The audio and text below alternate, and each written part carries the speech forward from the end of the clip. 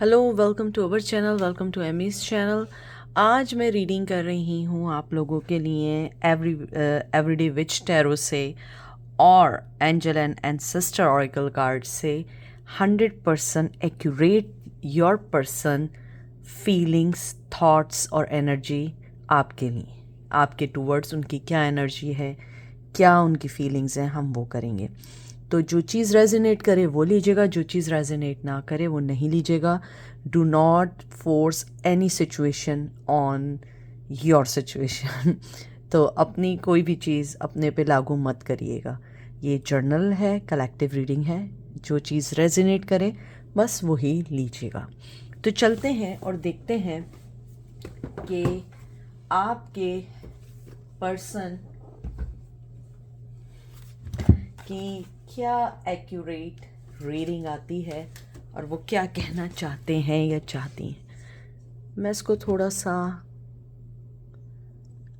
बड़ा कर दूं ताकि आप लोगों को प्रॉपर दिखे। कैसे हैं आप लोग? आई होप आप लोग ठीक होंगे और मज़े में होंगे। मैं ट्राई करती हूँ कि मैं रीडिंग ज़्यादा से ज़्यादा कर सकूँ, लेकिन बस नहीं हो पाते। जो सोचते हैं वो होता नहीं है, जो सोचते हैं वो हो जाता नहीं, जो सोचते हैं वो होता नहीं है और जो होता है वो सोचा नहीं होता है। तो देखते हैं 100% क्या उनकी आपको लेके थॉट्स आई हैं। सबसे पहले आया है king of pentacle, taurus, Virgo, Capricorn. उसके बाद आया है 4 ऑफ पेंटिकल, ये भी अर्थ की एनर्जी है और यहाँ पे भी कैप्रिकॉन की एनर्जी आई है। और उसके बाद आया है हर्मिट, विर्गो। बहुत ज़्यादा कहते हैं ना कि एनर्जीज आई हैं, अर्थली एनर्जी आई है। मैं इसको थोड़ा सा यहाँ कर दूँ ताकि आप लोगों को अच्छे से सारे कार्ड्स दिखें।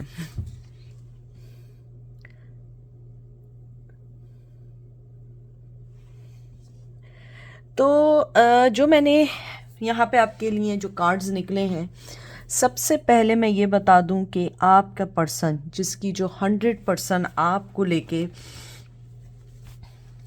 फीलिंग्स हैं, आपको किसी रिश्ते में देखना चाहते हैं या चाहती हैं, जो शायद वो अभी डिस्क्लोज़ नहीं कर सकते हैं या नहीं कर सकती। क्योंकि यहाँ मुझे लग रहा है जो एनर्जी आ रही है, आपके पर्सन ने अपनी फीलिंग्स को बहुत दबाया हुआ है। और अगर आप देखें, एक बार नहीं 2 बार हर्मिट ऑल्सो एक कोने पे कहते हैं ना बैठ के सोच विचार करके अपनी चीज़ों को पुट टुगेदर करके हर चीज़ को करने का नाम है।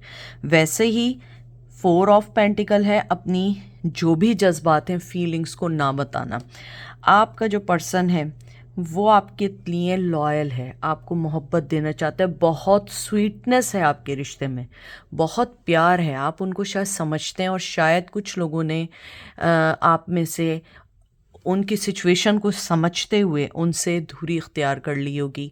मुझे नहीं पता कि क्या सिचुएशन थी, लेकिन आपके पर्सन को मालूम है कि आपने उनको उनके लिए उनसे दूर हुए हैं। आपका जो पर्सन है उसने अपने आप को भी ये नहीं बताता है या नहीं बताना चाहता है कि उसके दिल में आपके लिए क्या फीलिंग्स हैं। वो बहुत क्यूरियोसिटी है उसे, बहुत ज़्यादा उसको वो है कि आप क्या कर रहे हैं, आपका नेक्स्ट स्टेप क्या है, किससे मिल रहे हैं, क्या कर रहे हैं, आपकी लाइफ में कौन है, आपके वर्क पे क्या चल रहा है, या आपकी लाइफ में अगर कोई बंदा आ गया है या बंदी आ गई है तो वो आपको कैसे रिश्ते में लेके चल रहा है या चल रही है। लेकिन वो इस वक्त कुछ नहीं कर रहे हैं। मुझे लगता है कि एज डिफरेंस भी है आप लोगों में। अगर एज डिफरेंस नहीं है तो उनके अंदर कुछ ऐसी मिच्योर कहते हैं ना कि मिच्योर फीलिंग्स हैं या मिच्योर एटीट्यूड आ चुका है कि जिसको वो लेके खामोशी से ऐसे ही रहना चाहते हैं या चाहती हैं। वो नहीं कहना चाह रहे हैं कि वो इस वक्त आपको लेके कोई भी फ़ैसला करें। हालांकि ना रातों में नींदें आ रही हैं, ना फ़ैसले हो रहे हैं, आप पे नज़रें भी रखी हुई हैं। अच्छा, अगर मैं बोलूं कहना चाहते हैं तो ये मतलब नहीं है कि सारी फीमेल्स हैं तो वो मेल को देख रहे हैं। मैं यहाँ पे क्योंकि मैं फीमेल हूँ तो मैं उसको ऐसे ही बोलूँगी, ठीक है। तो आप ये मत समझिएगा कि सिर्फ ये फीमेल्स के लिए रीडिंग है। देख लीजिए, मैंने आपसे कहा था सो नहीं पा रहे हैं। 9 ऑफ सोर्ड्स की एनर्जी आई है, जेमिनी की एनर्जी आई है। उनको रात में नींद नहीं आती है, बहुत सोचते हैं। मुझे लगता है कुछ लोग शायरी भी पसंद करते हैं, कुछ लोग लिखत हैं, कुछ लोग राइटर्स हैं। हो सकता है कि आप दोनों का जो एक दूसरे को लेके रिश्ता है बहुत बहुत मुश्किल है। मुझे नहीं मालूम क्या मुश्किल है, लेकिन उन्हें आज भी उम्मीद है कि शायद इस रिश्ते में कभी ना कभी कोई मूवमेंट हो, कहीं ना कहीं हम आगे बढ़ सकें, कहीं ना कहीं हम इस चीज़ को लेके दूसरे लेवल पे इस रिश्ते को लेके जाएं। शायद अभी मुमकिन ना हो, लेकिन उन्हें लगता है ये मुमकिन बन सकता है।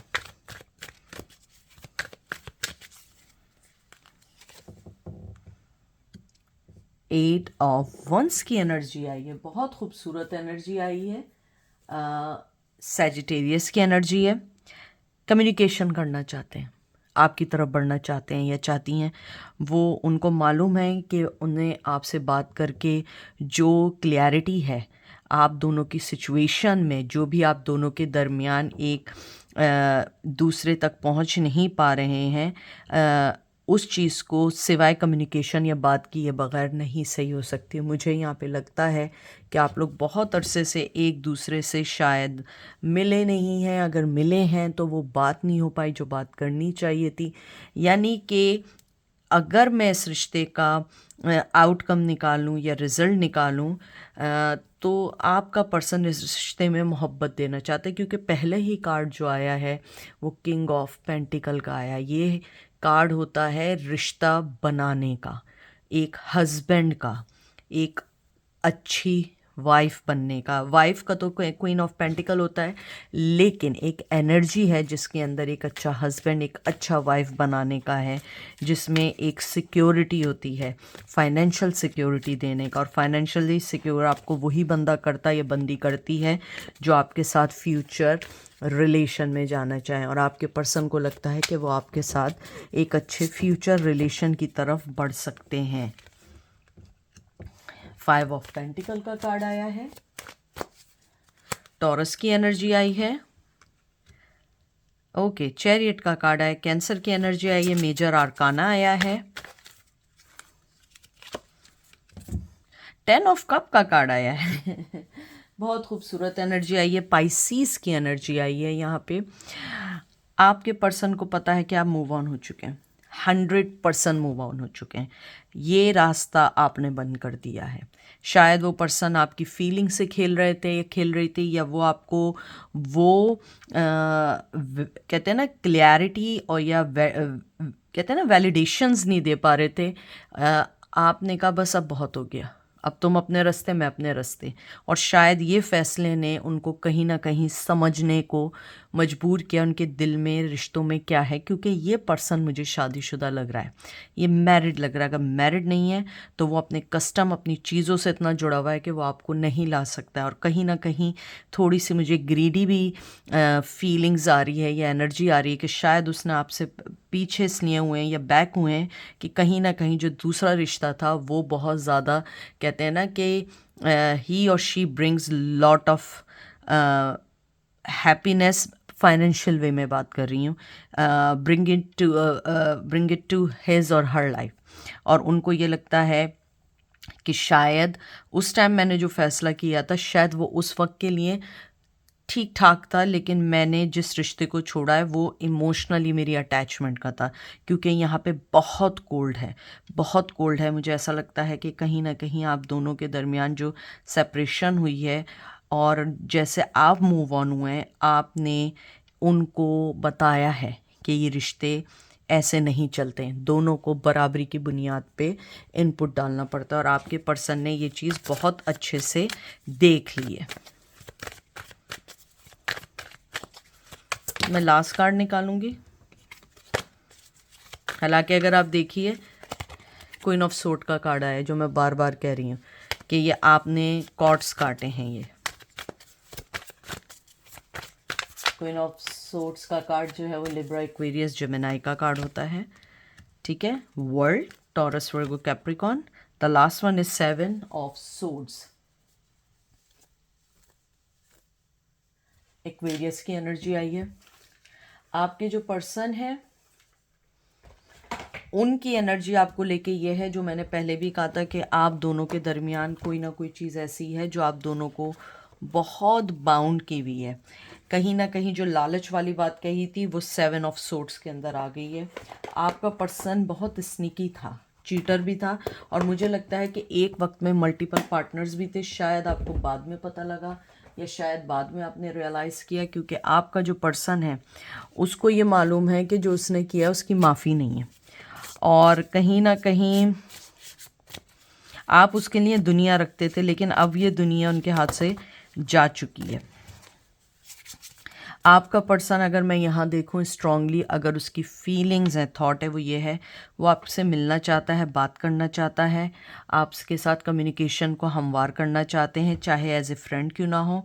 आप दोनों अलग अलग दिशा में चले गए। मैं ये कहूँगी वो आप दोनों अलग अलग दिशा में नहीं गए, वो वहीं खड़ा है या खड़ी है उसी रास्ते पे, आप जो हैं दूसरी दिशा में चले गए, दूसरी डायरेक्शन में चले गए, क्योंकि आपको एक सॉलिड फाउंडेशन या एक सॉलिड बैकग्राउंड या कहते हैं ना एक सॉलिड बेस चाहिए थी इस रिश्ते की, जो आपको नहीं मिल पा रही थी।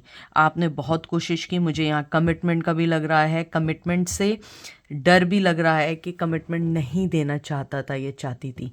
तो इस वजह से आपने जो भी फैसला किया, आप मूव ऑन हो गए हैं, और आपके जाने के बाद उस पर्सन को ये भी लगता है कि इवन दो कि उसकी फैमिली है, उसके बहुत सारी रिस्पॉन्सिबिलिटीज़ हैं, चीज़ें हैं, फिर भी वो आपके बारे में सोचता। मैं ये नहीं कहूँगी कि वो पर्सन आपके लिए ऐसे सोचते हैं कि वो आपको अपनी लाइफ में ले आए, लेकिन हाँ, वो ये ज़रूर सोचते हैं कि वो आपके साथ कम्युनिकेशन करके आप दोनों के दरमियान जो एक दीवार है उसको ख़त्म करें, चाहे वो फ्रेंड के तौर पे हो, चाहे वो एक वेल विशर के तौर पे हो। और मैं यहाँ पे एक और बात कह दूँ जो मुझे एनर्जी आई है, आपके पर्सन को पता है कि कुछ भी हो जाए आप उनके साथ सिंसियर हैं, आप उनका बुरा नहीं चाह सकते। और आई थिंक ये आपकी एक जीत है कि आपने उस पर्सन के ऊपर ये इम्प्रेशन डाला हुआ है। अब देखते हैं एंजल आपको क्या कहना चाहते हैं। Be graceful in movement and action, mountain stand your ground. ये यहाँ पे जो आया वो आया शॉलियम मास्टर, और इसके हाथ में ग्रास होपर भी है, जिसे हम लोग टिड्डा कहते हैं। Spring, see your seeds grow. देखिए मैंने आपसे क्या बात की थी, एग्जैक्टली एंजल ने आपको वही मैसेज दिया है कि आपने ग्रेसफुली जो चैरियट की एनर्जी ली है ना, वो बहुत स्ट्रॉन्ग एनर्जी ली है। चैरियट की एनर्जी में आपने कहा कि देखो तुम अपने रास्ते, हम अपने रास्ते, या वो वहीं रहे, आप मूव ऑन हो गए। आपने जिस ग्रेसफुली से इस रिश्ते को हैंडल किया है, एंजल आपको बहुत ज़्यादा एडमायर करते हैं, और वो ये कहना चाहते हैं कि जिस तरह आपने स्ट्रांगली अपनी लाइफ का फ़ैसला लिया है, इसी स्ट्रेंथ के साथ you should be stick with your ground. बिल्कुल उधर से नहीं जाना है, क्योंकि वो पर्सन को आपकी वर्थ जब तक नहीं पता लगेगी, और जब तक आप अपने आप को नहीं बताएंगे, अपनी वर्थ को नहीं बताएंगे, इवन कि आपको you don't have to be explain your worth to him और हर, क्योंकि किसी को बताने से, बोलने से आपकी वर्थ में कुछ नहीं आता। आप एक अच्छा पर्सन, बहुत अच्छा पर्सन है, और आपके अंदर और भी ग्रोथ है। और एंजल आपको ये भी कहना चाहते हैं कि जिस मूवमेंट के साथ, जिस तरीके से यू आर मूविंग, अपनी लाइफ के साथ मूव ऑन हो रहे हैं, उसमें बहुत कामयाबी है, और आप बहुत जल्द अपनी लाइफ में बहुत सारी चेंजेस देखेंगे। इवन कि न्यू लव भी हो सकता है, और अगर न्यू लव नहीं है, सेम लव भी है, तो वो आएगा, अपना लेसन सीख के आएगा। तो ये थी आज की रीडिंग। आई होप आपको पसंद आएगी। अपना ख्याल रखिएगा, दुआओं में याद रखिएगा। Take care, bye.